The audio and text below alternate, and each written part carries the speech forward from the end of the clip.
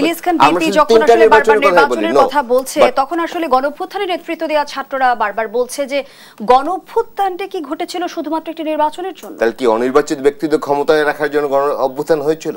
তারা বলছে রাষ্ট্রের যে আষ্টেপৃষ্ঠে যে ফ্যাসিবাদী ব্যবস্থা কায়েম হয়েছে সেটি নিশ্চয়ই পরিবর্তন সংস্কার দরকার। এক ফ্যাসিবাদকে বিদায় করে আমি যেন ফ্যাসিবাদ না হই, আমি যেটা চিন্তা করি সেটাই চূড়ান্ত, এটি তো ভাবার সুযোগ নেই। আবারও কি ফ্যাসিবাদের পথে আমরা অগ্রসর হচ্ছি, কি বোঝাতে চাচ্ছেন? বাংলাদেশে গণতন্ত্রের বিজয় হচ্ছে, গণতান্ত্রিক পরিবেশ বাংলাদেশে থাকবে, আছে, আমি আশা করতে চাই।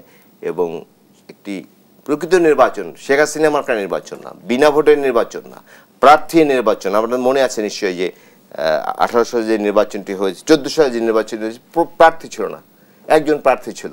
নানা জায়গা থেকে কারা থ্রেড দিচ্ছে আমি আর বলতে চাই না স্টুডিওতে, নানা জায়গা থেকে।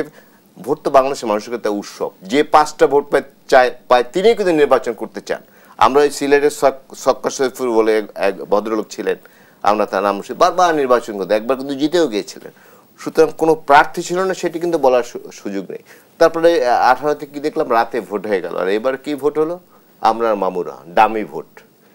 অনেক কিছু সংযোজন করেছে, মানে কুসংযোজন, খারাপ সংযোজন বাংলাদেশের গণতন্ত্রে শেখ হাসিনা করেছে। সেই খারাপ সংযোজনকে যদি আমরা বিয়োজন করতে চাই, নিশ্চয়ই সংস্কার দরকার।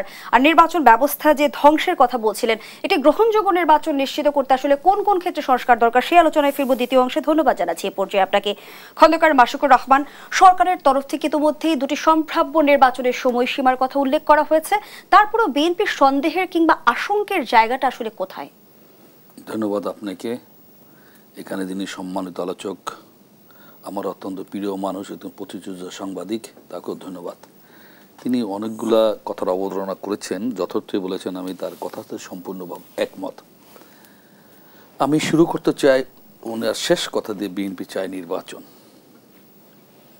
কথাটা আংশিক সত্য, বাকি কথা এদেশের জনগণ কি চায়। সে আর একটা কথা বলেছে, 8 সনে আমরা 14, 18, 24 বলি, নো, 8 সনেও একটা এদেশের কারচুপির মাধ্যমে এত বড় একটা দলকে ঠকানো হয়েছিল।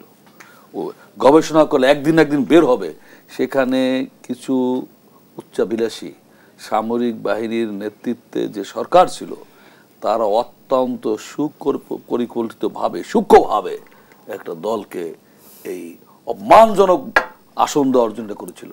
আমি আপনাকে এখন বলতে চাই, একদম সোজা হিসাব, ভারী কথা না। 14 নির্বাচনে যদি ধরেন, সেই নির্বাচনে ফ্যাসিস্ট হাসিনা, শেখ হাসিনা যদি একটা নির্বাচন দিত, সুষ্ঠু, ফ্রি অ্যান্ড ফেয়ার, ক্রেডিবল নির্বাচন দিত, সেই নির্বাচন যদি বিএনপি সকল রাজনৈতিক দল অংশগ্রহণ করত, হয় বিএনপি ক্ষমতায়, আওয়ামী লীগ বিরোধী দলে, অথবা আওয়ামী লীগ ক্ষমতায়, বিএনপি বিরোধী দলে। এই তো 18 সনে যদি দিনের ভোট রাতে না হতো, এই তো এরকমই তো হইতো, তাহলে 24 হইতো কোথা থেকে বলেন? 24 আসতো কোথা থেকে বলেন? আদৌ 24 হতো?